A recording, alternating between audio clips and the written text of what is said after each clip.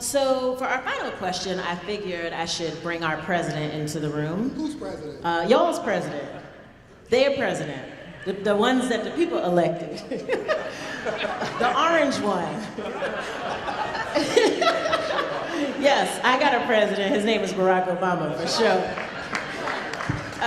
But this man, who is currently the president, in the education space, seems to be prioritizing vouchers and expansion of charters, which you could feel any kind of way about, positive, negative, or whatever.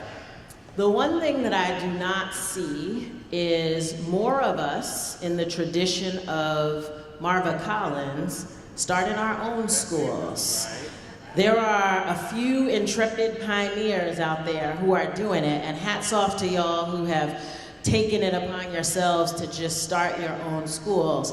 And I, as a superintendent of a traditional public school system who worked really hard to hire great principals and teachers who could do this, there's something different when we are in control of our own schools, who gets hired, what gets taught, how we support our young people. And so I'm all about taking advantage of this opportunity and time and using these policy changes to try to start as many of our own schools as possible so that we can do our work for our young people. What's it gonna take to support more folks starting their own schools? For me, I think for someone who did start their own school, starting engineering school, in the sense that seeing the need and getting a number of folks on board who are willing to do this work for the children who are in need of the work. And having a plan that is foolproof, that you put together, because you have this sense of autonomy that you do gain by starting your own school. You know, you're not set by bells, you're not set by anyone else's schedule. You are focused, like David said, on the needs of the children in front of you. And the children who came to us came to be engineers, and that was our focus. What kind of engineer do you want to be is my first question to them. How can I help you get there? These are the things that you need to do. These are the ways that I will support you. And then pull your community, pull your parents in, and have your parents say, I will be there for my children. The community will be there to mentor and support these children and support the teachers who are behind this work. Money matters, so that you have access to people, to products that you need, to technology that you need. But the most important factor, again, is the educators in front of those students to be the best that you can be. And with that and the right idea, you can start a school and do it quite well. Bill Hite, what you gonna do to make sure that these people can start their own schools in Philadelphia? Yeah, I actually want to go back to the last question, because and David said something I think is really important, and I think this notion of, like, as educators, and we are conditioned to be nice, right? So we're just nice, and we're nice to each other, even when we see stuff that we shouldn't be nice about. And when we see children who are mistreated, or children who are not being educated, or children who are sitting in rooms for 8 hours, and no one is expecting them to do anything, or no one's respecting them, or they're being dragged by their hair, we have to call that out. And David, to your point, I actually have groups of students who advise me. They're called the Superintendent's Advisory. They come from all of our high schools, district, and charter. And we were talking about a budget one time. And one student said, Dr. Hite, I get that the budget stuff is important. How do you help us make sure we get teachers in front of us who want us to succeed versus those who want us to fail? That's what I'm more interested in. And to your point, they talk less about money and more about the environment, the respect, the love, the support. So I think that's a really important point. Thank you for bringing that up. Here's the other thing about schools, and I think we should give autonomy, and we actually have a redesign strategy. But the redesign strategy for us is really directed towards the schools. So schools, you talk amongst yourself, come up with a way to think differently about your work and tell us what you need in order to do that. And take advantage of that. But here is what we generally find when we create and give away autonomy. And give away schools, because we have 80-something schools in Philadelphia that have been started by either organizations. Some do really well, some don't. But people didn't take advantage of the opportunity. They then constructed facilities, programs, processes, systems that look just like the traditional system that's already not working for young people. And if in fact we're going to take it upon ourselves to start schools for our young people, let's start schools that's going to work for my grandson Jace, who's 5 years old, who just started kindergarten. Who's already got on yellow twice because he can't stay in his seat, right?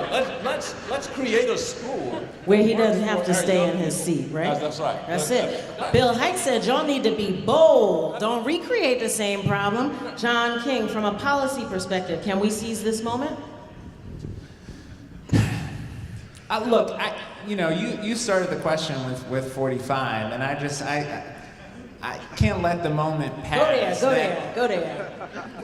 The degree of crisis that we are in at this moment. I mean, think about that video that you watched. You have an attorney general who wants to go back to the policies of mass incarceration.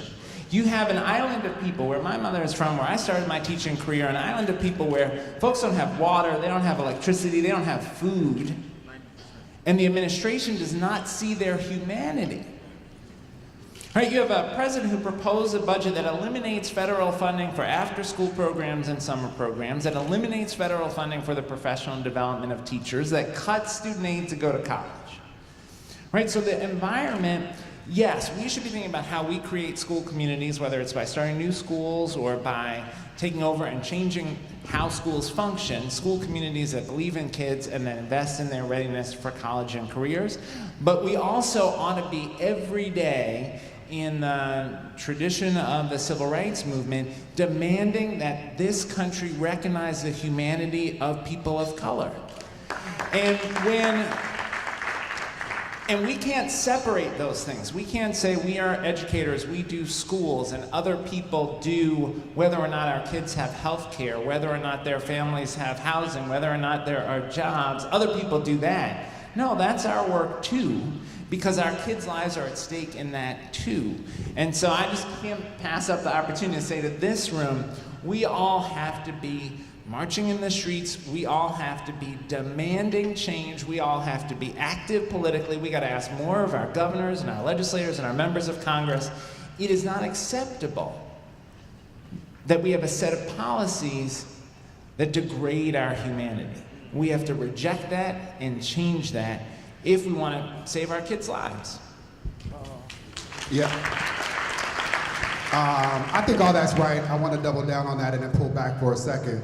So I know Brother Howard Fuller is somewhere around here as well. We have to remember that the initial conversation about charters was one in which people got flexibilities and autonomies in exchange for doing better with less. Right. And I say that because seldom do we ever talk about, are people doing better and are they doing it in more efficient ways, right? People just want to talk about the autonomies. And this is exceptionally dangerous when we think about the fact that there is a woman who was in charge of the U.S. Department of Education who knows nothing about, has never experienced, doesn't even care to read briefing books about the public school system that she's now responsible for. And so the thing that I want us all to be mindful of is that there are market forces, right? Charters grew in large part outside of what was going on where they were first formed because it was convenient for folks that wanted to talk about privatization and how markets should work rather than investing in public institutions. This entire administration is focused on not only trying to confuse us with everything that they do every day, some of it has significant repercussions, or at least more than others, but they're also attempting to dismantle the very public institutions that have made our country what it has been and what it needs to be. And so, while it's important for us to think about taking advantage of opportunities, we also need to hold them accountable and prevent them from doing some of the things that we know will only result in our babies not learning or being loved on, and a whole lot of people who don't look like them becoming richer at the cost of them. And so while it's important for some of y'all to march, I don't have on my marching shoes today, we gotta be disruptive and go to school board meetings. We gotta run for school board, right? We gotta go to the school and shut stuff down when things aren't happening as they should for our babies, right? We gotta take advantage of opportunities, but also just say we wanna hold us accountable. The last thing for me when we talk about building our own schools is we need to be able to finance them as well, right? So I go back to the market principles. I think too often our schools don't work because they get together and support each other and then create a network that replicates the district, and they got resources to fund everything they want to do, and we begging and borrowing folks to do the bare minimum for our babies, when it should be the exact opposite. So I just want to highlight the importance of ensuring that there are communal relationships that love on and support our schools, that we not only are thinking about what's happening during the traditional school day, but we're thinking about the services that need to be wrapped around them as well. And it always doesn't cost money, but sometimes it costs us giving our time and our talent and our treasures, and we don't do that as often as we could or we should. Amen to that. You listen, my living room is a nice place where good conversation happens, even if we don't have mimosas. Join me in thanking our amazing panel for their insights. Don't go away, hold on. And I'm gonna ask them, oh, all right, come on, y'all, that's right, you received them.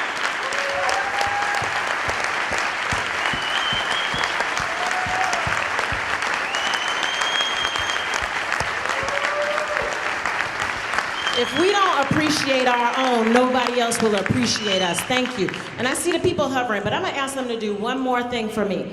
In 2 to 3 words, look at my mouth. 2 to 3. You hear me? You feel me?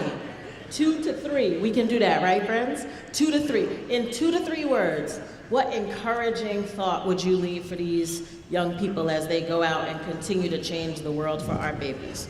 2 to 3 words, educators. Stay woke. Stay woke. Nice job. I was wondering who was going to pick it up first. Black babies are brilliant. That's 4, but we'll take it. Black babies are brilliant. Don't the rest of y'all be breaking my rules. Confidence that borders on arrogance. Say it one more time. Confidence that borders on arrogance. Confidence that borders on arrogance. She said be arrogant and break the rules. Thank you. All right. Thank you. Give Kaya another round of applause. That job is not easy. She's flawless. Give her a round of applause.